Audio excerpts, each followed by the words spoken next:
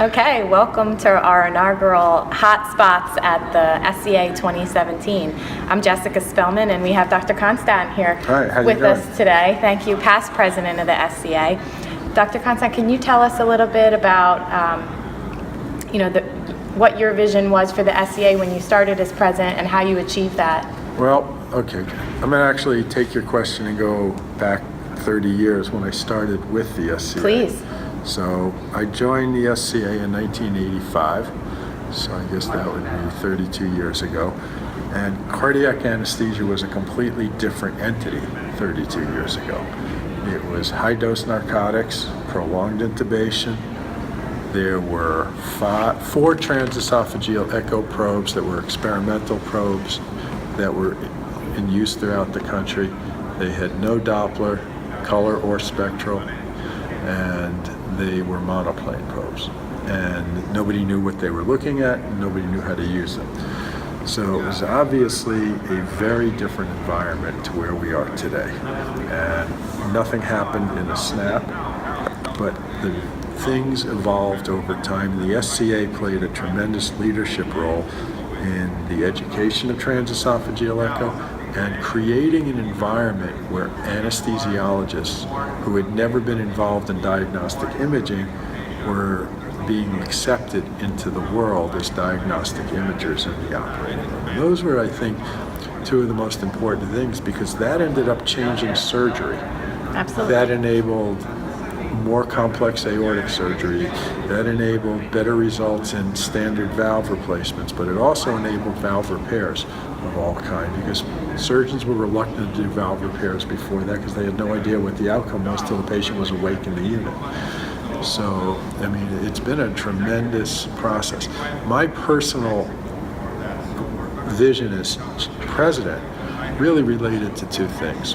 One was the continued enhancement of the multidisciplinary approach to cardiac surgery, anesthesia, and cardiology together, coexisting rather than combating over who had ownership of the echo or who had ownership of this. And the other big focus of my presidency was more in expanding the reach from our society in the United States, mostly in Canada, to throughout the world. And we enhanced our relationships with the ACTA, with the Asian societies, and with the South Americans. Those were the things I worked on. And it's nice to see that a lot of those things are being carried forward by the subsequent presidents, because I'm not past president, I'm past president. And they still let you here. That's right. They even told me to come.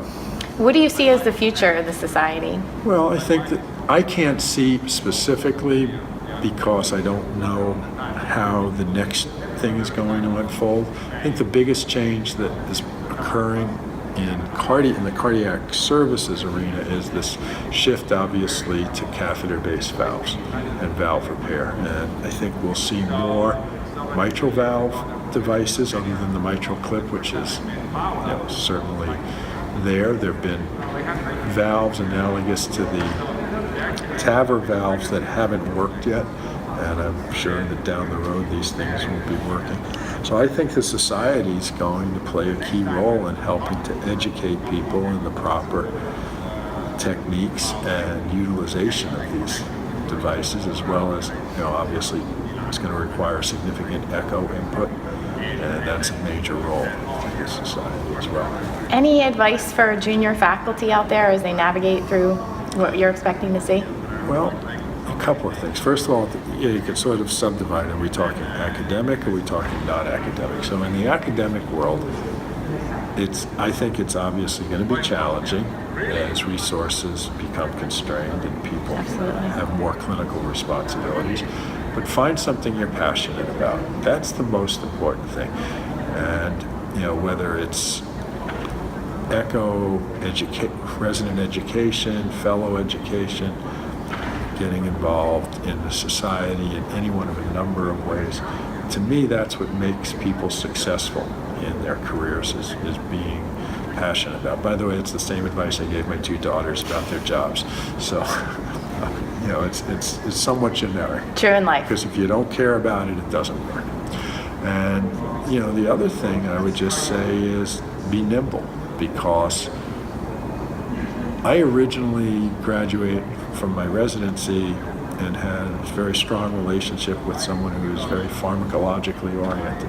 And my initial academic orientation was more pharmacologic. And when an opportunity came for me to get involved with one of those 4 transesophageal echo probes and start doing work with it, I shifted gears and I took it. So opportunities will evolve, they'll show up, and you have to be willing to take a chance and do something. Great advice. Okay. Thank you very much. All Wonderful right. to talk to you. Stay tuned. Okay.